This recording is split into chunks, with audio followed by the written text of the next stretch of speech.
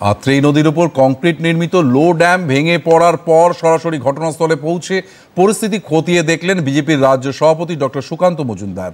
তিনি নদীর পাশে বসবাসকারী মানুষের সঙ্গেও কথা বলেন। আকস্মিক এই দুর্ঘটনায় তারা যথেষ্টই আতঙ্কিত ও উদ্বিগ্ন। এই ঘটনায় তৃণমূল কংগ্রেস সরকারের বিরুদ্ধে দুর্নীতির অভিযোগ তুলেছেন তিনি।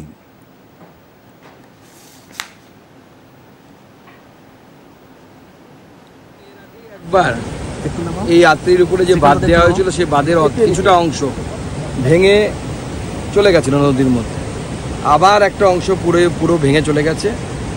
পরিষ্কার বোঝা যাচ্ছে যখন এই বাঁধ তৈরি করা হয়েছিল এই বাঁধ অবৈজ্ঞানিকভাবে তৈরি হয়েছিল এবং চরম দুর্নীতি।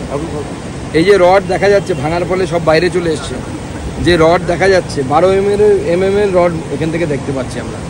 এই তো লোকে বাড়ি তৈরি করার সময় তো এর থেকে ভালো রড দেয়, TMT দেয়, তার জায়গায় এখানে এত বড় জলের স্রোত, বন্যার সময় কতটা জলের স্রোত হয় আপনারা জানেন।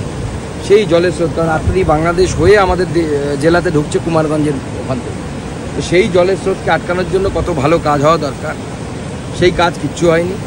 চরম দুর্নীতি হয়েছে এবং তৃণমূল কংগ্রেস নেতারা এখান থেকে কাটমানি খেয়েছে।